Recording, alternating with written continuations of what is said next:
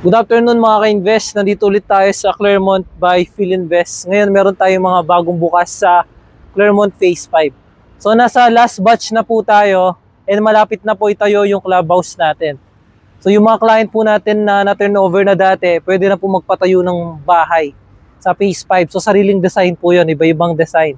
So ngayon po, pupuntahan natin yung Clermont Phase 5, saka po yung mga bagong bukas. Saka idadaan ko rin kayo sa mga pinakamagaganda. Tara, samahan nyo ako. Let's go.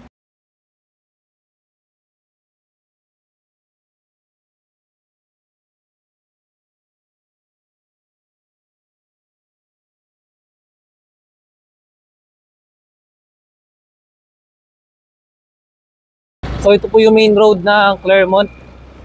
So sa hindi nakakaalam, yung Clermont po ay isang subdivision ng Philinvest Land INC. So meron po itong 6 na phases. So bawat pieces dito may mga kanya-kanyang clubhouse. Ang ganda ng bulaklak. So ayan. So ito yung phase 6, dito yung phase 6 sa gilid. Ayan, phase 6 to. So hindi pa to nagbubukas. Phase 1, phase 2, sold out na po ito. Wala na pong available dito. Meron po dito mga resale na lang. Ayan, phase 1, phase 2. Ayan, sold out na po dyan. Pag direct to Philinvest. So yun po yung mga sariling design na bahay. So may mga nagpapatayo na. So ito naman yung mga row house natin, yung mga townhouse, yung mga dikit-dikit dito at dyan. Yan. Yan po yung aeroplano, kitang-kita. So malapit talaga to sa airport, guys. Ayun, kitang-kita yung airplane. So yung phase 3, townhouse po siya na dikit-dikit. So sa mga gusto ng starting family, pwede po ito. Pero meron pa rin po nagre-reopen dyan. And meron tayong house and lot dyan.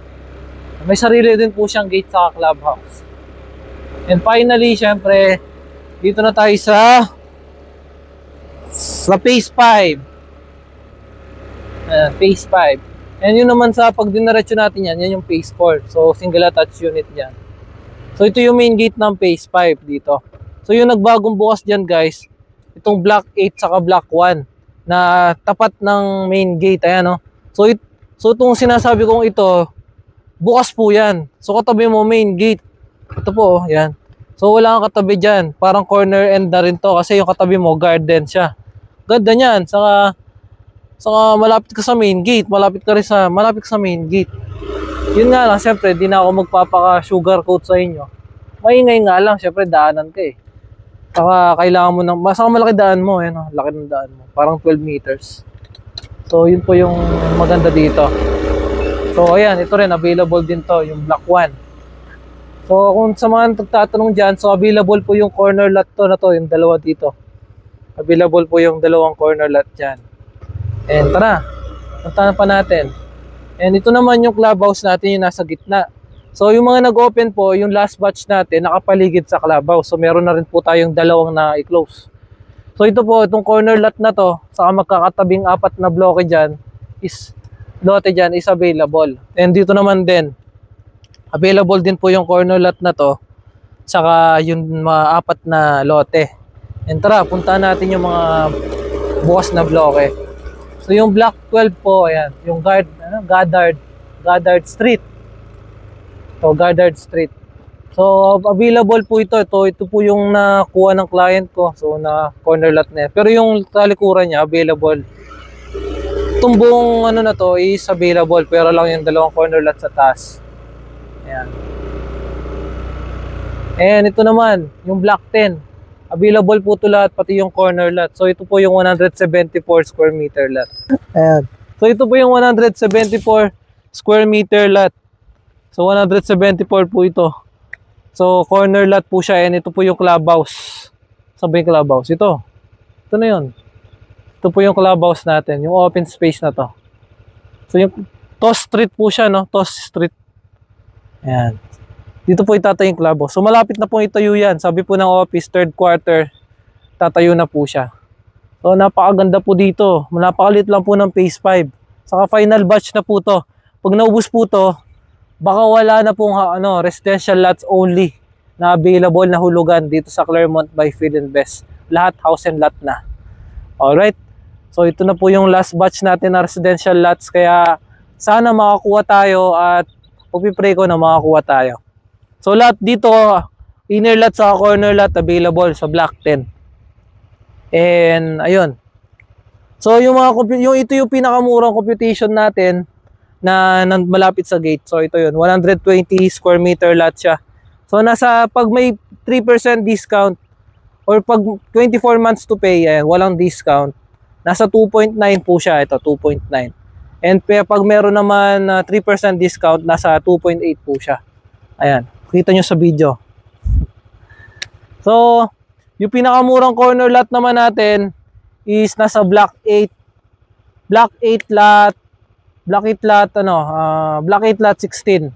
So, nasa 147 square meter lot siya and 3.6 million lang po siya. So, mura na po yun kasi 4 million na yung corner lot dito, 4.3. So, dadaanan natin siya mamaya. So, ito yung computation niya. So, tara guys, daanan natin siya. So, okay na yan. Punta natin yung pinakamurang corner lot guys, no? Sa Block 8. And, tara.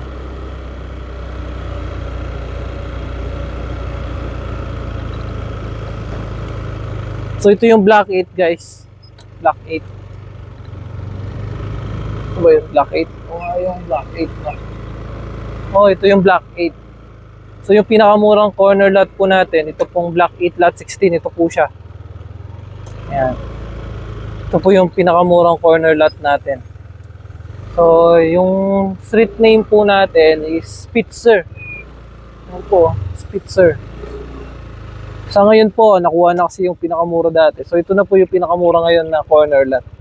So, yung computation natin guys, ito, no? Ito, ting, ting, ting. Ayan. Yung talong computation natin sa kanya. And available din po yung katalikuran niyang corner lot.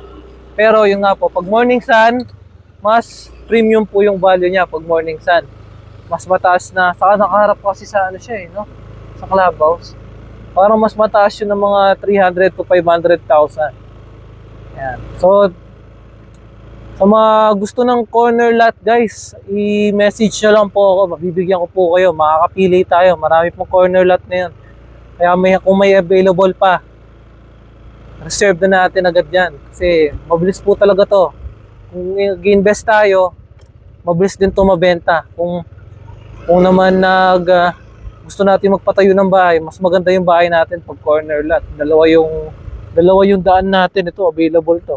Dalawa yung ayun guys, so dalawa yung ano natin, yung kalsada natin. Ganda. Ayan. So, ayun guys. Alright. So, sige. Iharap natin sa atin. So, ayun guys. So, maraming salamat sa panonood. At ito si Joni Alasio. Kasama ko si Jan Slim. Jan. Sobrang bait ni Ate Jan. Sa Ate Janice. Ayan, anong sa'yo tanong mo? Pulido? Anong sa'yo pulido mo, Ate Janice?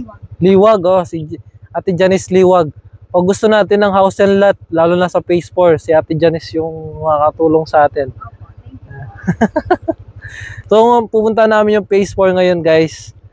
So, alright. So, maraming salamat sa panonood. Kung gusto natin ng tripping, saka reservation, mag-message lang po tayo sa Facebook ko, saka sa Messenger and Viber.